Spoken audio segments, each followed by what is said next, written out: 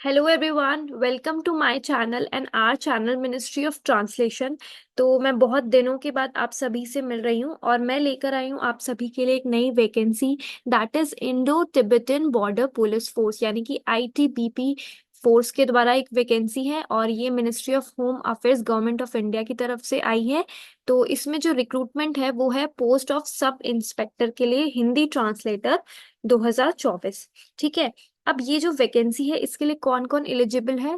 India के, नेपाल के और भूटान के male and female Indian citizens including subject of Nepal and Bhutan. ठीक है। और ये जो पोस्ट है ये है सब इंस्पेक्टर हिंदी ट्रांसलेटर की पोस्ट। ग्रुप बी की पोस्ट है, नॉन गजेटेड पोस्ट है, नॉन मिनिस्ट्रियल पोस्ट है।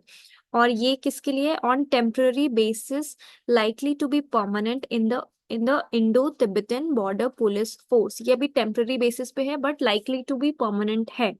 Okay, the post has all India liability and selected candidates will be liable to serve anywhere in India or abroad। इसमें आपको बाहर जाने की भी ऐसी आ सकती है, अपॉर्चुनिटी मिल सकती है। On appointment the candidates shall be governed by the ITBPF Act 1992 and ITBPF Rules 1994 and other rules applicable from time to time। ठीक है। तो आपका ये जो फॉर्म है ये ऑनलाइन ही फिल होगा, ऑनलाइन मोड के थ्रू ही होगा। और आपके जो फॉर्म्स है उसको ओपन होने की जो डेट है वो है 28 जुलाई 2024 से ये फॉर्म जो भरने चालू हो जाएंगे और ये क्लोज हो जाएंगे 26 अगस्त तक।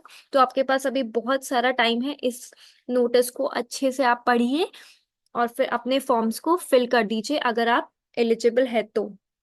नेक्स्ट चीज पे हम लोग चलते हैं, नेम ऑफ द पोस्ट। तो ये जो नेम ऑफ द पोस्ट है ये है हिंदी ट्रांसलेटर की। टोटल वैकेंसीज जो आई हैं हमारे पास वो है 17, जिसमें से मेल में जो यूआर की वैकेंसी है वो है 5, एससी की 4, एसटी की 1, ओबीसी की 3 और ईडब्ल्यूएस की 1 वैकेंसी है। यहाँ पर टोटल मेल की मिला के 14 वैकेंसीज हमारे पास हो जाती है। फीमेल की यहाँ पे यूआर में 1 वैकेंसी है, एससी की 1 वैकेंसी है, एसटी 0, ओबीसी 1 एंड ईडब्ल्यूएस 0। तो टोटल फीमेल की हमारे पास जो वैकेंसीज हो जाती है यहाँ पे वो है 3।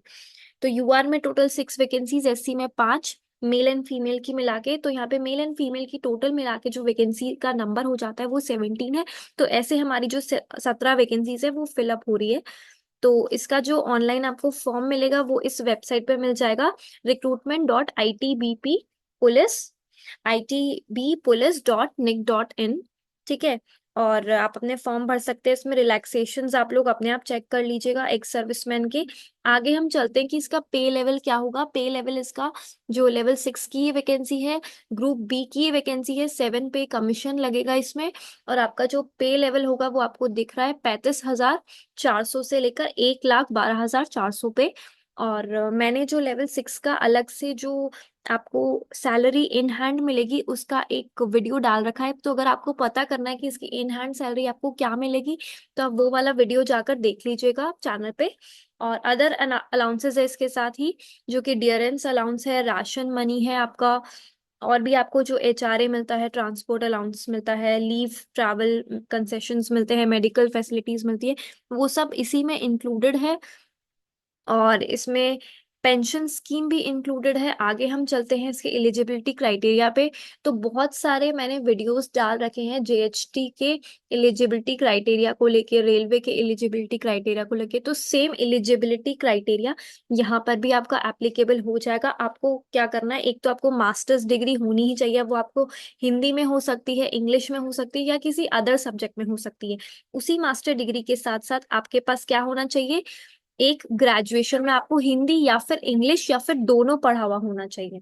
ठीक है। तो अगर आपके पास इन सारी आप एलिजिबिलिटी क्राइटेरियाज को फुलफिल करते हैं, इसी के साथ साथ आपके पास एक ट्रांसलेटर की डिग्री भी होनी चाहिए। ठीक है। कोई भी आपने डिप्लोमा किया हो ट्रांसलेटर का वो आपके पास होना चाहिए। जो भी जेएचटी का एजुकेशन क्वालिफिकेशन का क्राइटेरिया है वही इसमें भी मैच कर जाएगा। तो आप वो वाला वीडियो अलग से जाके देख लीजिएगा अगर आप फिर भी कंफ्यूज है तो। और इसमें जो एज लिमिट है वो है अप टू 30 इयर्स। उसके बाद हम आगे चले तो cut off date for age and relaxations है आपकी। Candidates should not have been born earlier than 27 August 1994 and later than 26 August 2006। तो कैंडिडेट जो है वो 27 अगस्त 1994 से पहले नहीं जो बॉर्न हुए हैं वो नहीं इसमें अप्लाई कर सकते हैं, और 26 अगस्त 2006 के जो बाद बॉर्न हुए हैं वो भी इसमें अप्लाई नहीं कर सकते हैं, ठीक है। और आपकी एज लिमिट इसमें बता दी गई है 30 साल तक की आप एज लिमिट है, आप फॉर्म भर पाएंगे। तो आगे चलते हैं। The date of birth as recorded in, आपका ये सारे क्राइटेरियाज आप खुद पढ़ लीजिएगा, मैं आपको लिंक दे दूंगी इस नोटिस का नीचे। और आगे चलते हैं हम, एज रिलैक्सेशंस आप खुद सब देख लीजिए। हम अभी आगे इस बारे में बात करेंगे कि एग्जाम कैसे होगा, क्या क्या इसमें क्वेश्चंस आएंगे, या अभी आपके एग्जाम होने से पहले इसमें क्या क्राइटेरिया है। तो एग्जाम जो कि हमने बताया, ये पोस्ट क्या है, सब इंस्पेक्टर की पोस्ट है। तो इसके अंदर आपको क्या करना होगा, पुलिस फोर्स में आप इसमें जाएंगे तो इसके अंदर आपको फिजिकल स्टैंडर्ड्स पे भी आपको नापा जाएगा। तो आपको जो फिजिकल स्टैंडर्ड्स पे क्लियर करना होगा वो कुछ हाइट के क्राइटेरियाज होंगे, कुछ आपको फिजिकल एक्टिविटीज में करवाई जाएगी, ठीक है।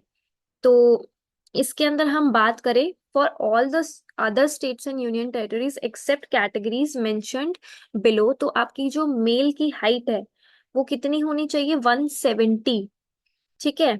आपकी मेल की हाइट 170 सेंटीमीटर्स में हो रहा है और फीमेल की 157 सेंटीमीटर, ठीक है। और इसमें जो अनएक्सपेंडेड चेस्ट है वो 80 होना चाहिए, एक्सपेंडेड चेस्ट होना चाहिए 85। For candidates belonging to the hill areas of, आपके जो गढ़वाल, आप हिमाचल प्रदेश से हैं, मराठास है, असम है, सिक्किम है, तो आपका मेल का हाइट होना चाहिए 165 सेंटीमीटर्स और फीमेल की 155, और अनएक्सपेंडेड चेस्ट 80 एंड एक्सपेंडेड 85। आप ये क्राइटेरियाज बहुत अच्छे से ध्यान दे लीजिएगा क्योंकि यही आपको क्वालिफाई करवाएंगे आपके आने वाले एग्जाम के लिए, जो भी आगे आपका एग्जाम होगा। For candidates belonging to ST आदिवासी including Mizos and Nagas 162.5 centimetre आपको मेल को चाहिए, आपकी हाइट 154 सेंटीमीटर आपको फीमेल को चाहिए हाइट, और एन अनएक्सपेंडेड जो चेस्ट है वो 77 चाहिए, एक्सपेंडेड आपका 82 चाहिए। वेट के यहाँ पे जो प्रपोर्शंस है, जो कि जो एडीजी मेडिकल सीएपीएफएस के द्वारा जो भी गाइडलाइंस है मेडिकल एग्जामिनेशंस की, उसके अकॉर्डिंग आपका हाइट से जो वेट है वो मेजर किया जाता है, मैच किया जाता है। तो उसी जो चार्ट है, उसी का जो क्राइटेरिया है, गाइडलाइंस है, उन्हीं के अकॉर्डिंग आपका वेट का क्राइटेरिया बनेगा। एंड आपका जो ये आई साइट है ये भी आपका क्या होना चाहिए, the minimum division vision shall be 6/6 and 6/9 for both I without correction, that is without wearing spectacles. आपको स्पेक्टिकल्स नहीं होने चाहिए, ना आपने लेंसेज लगाने चाहिए, उसके बाद भी आपका जो आई का विजन है वो एकदम क्लियर होना चाहिए। यहाँ पे 6/6 और 6/9 मांगा गया है, ठीक है। और आपको कोई भी इसमें इलनेस नहीं मांगती है, आपकी पूरी बॉडी हेल्थ एकदम आप फिट होने चाहिए, आपको वेन्स नहीं दिखने चाहिए, आपका नी में कोई इंजरी नहीं होनी चाहिए, आपको सब कुछ वो आर्मी वाला या जो पुलिस ऑफिसर्स वाला क्राइटेरिया होता है वो आपको फुलफिल करके इन लोगों को देना है। शरीर पे कोई आपके टैटू नहीं होना चाहिए, तो कोई ऐसे टैटूज वाले निशान जिसके वजह से रिलीजियसली सेंटिमेंट्स हर्ट हो, या फिर कोई भी मतलब ऐसा टैटू जो कि नहीं होना चाहिए, वैसा अलाउ नहीं किया जाएगा यहाँ पे। How to apply and by which dates, dates तो मैंने आपको क्लियर कर दी हैं पहले, अप्लाई भी मैंने आपको कर दिया था कि वो वाली वेबसाइट है उस पर आप जाके ऑनलाइन आपका फॉर्म फिल कर दीजिएगा। पेमेंट मोड में आपको बता देती हूँ, इसका जो पेमेंट आप करेंगे उसमें आपको 200 रुपए ही लगेंगे, सिर्फ 200 रुपीज इसका फीस रखा गया है। आप सभी जो भी एलिजिबल है प्लीज इसमें अप्लाई करिए। और आगे चलते हैं। इसके अंदर आपका क्या होगा ना, सिलेक्शन प्रोसेस। अब आप अगर आप सिलेक्शन प्रोसेस देखेंगे तो जब आपने ये आपका जो फिजिकल टेस्ट है ये आप क्लैरिफाइंग इन नेचर है, अगर आप इसको क्वालिफाई कर लेंगे तभी आप आगे रिटर्न टेस्ट के लिए एलिजिबल होंगे।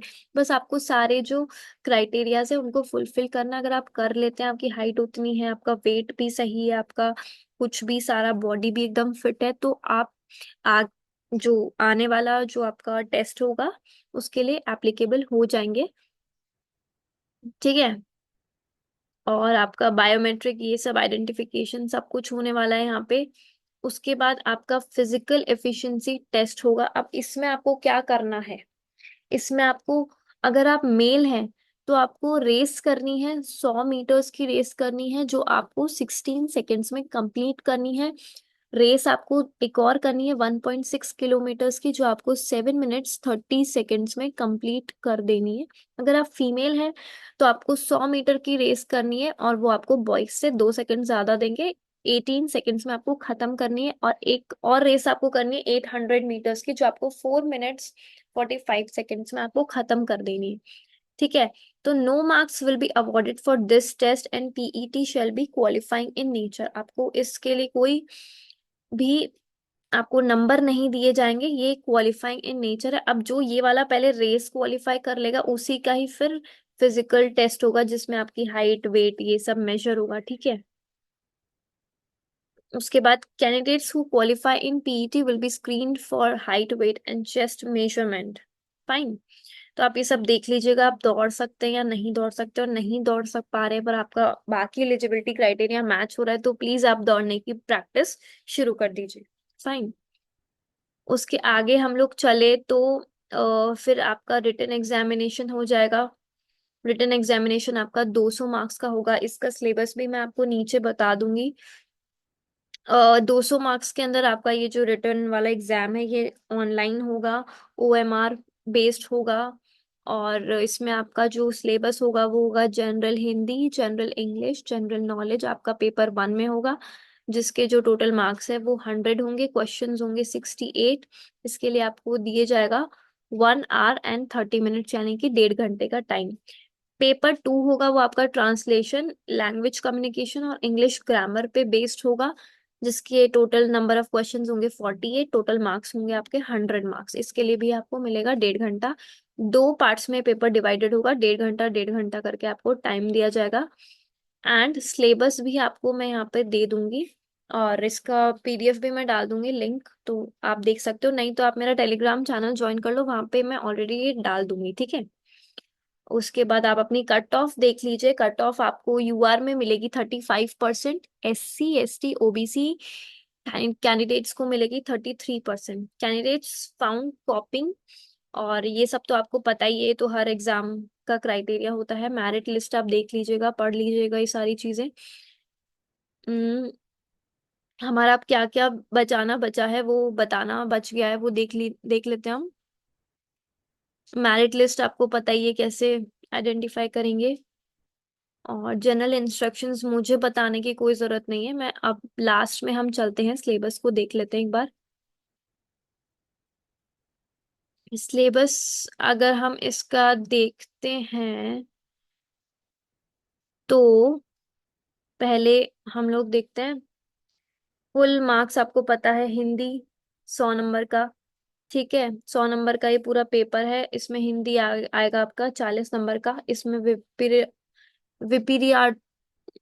सॉरी विपरीतार्थक शब्द हैं और पर्यायवाची शब्द आएंगे, लोकोक्ति, मुहावरे, संक्षेपण, अपठित गद्यांश, हिंदी साहित्य का ज्ञान, सिनोनिम्स, हाइनोनिम्स, या फिर आप एंटोनिम्स बोल सकते हैं, सेंटेंस कंप्लीशन एंड स्ट्रक्चर। ठीक है। और प्रीसिज राइटिंग हो गया आपका, कॉम्प्रिहेंशन हो गया आपका, स्पेलिंग टेस्ट हो गया आपका। और विज्ञान, नागरिक शास्त्र, इतिहास, अर्थशास्त्र, समसामयिकी आदि कुल प्रश्न 20। Science, civics, history, economics and current affairs से क्वेश्चन आपके बेस्ड होंगे, 2 अनुच्छेद। और हिंदी से अंग्रेजी अनुवाद आपको करना होगा, translation of 2 paragraphs from Hindi to English, translation of 2 paragraphs from English to Hindi. Hindi के 5 मुहावरे, अंग्रेजी लोकतियां, अनुवाद हिंदी के 5 मुहावरे, लोकतियां। ठीक है। ये सब आप सिलेबस देख लीजिएगा। और आपको सिनोनिम्स होनोनिम्स भी पढ़ने हैं इसके अंदर। फाइन। तो इसी के साथ मैं आपको बता देती हूँ कि मैं मतलब इतने टाइम से वीडियोस क्यों नहीं बना पा रही थी, क्योंकि मेरी शादी होने वाली थी और अब शादी हो चुकी है तो मैं बैक टू ट्रैक आ गई हूँ और वीडियोस बना रही हूँ। ठीक है।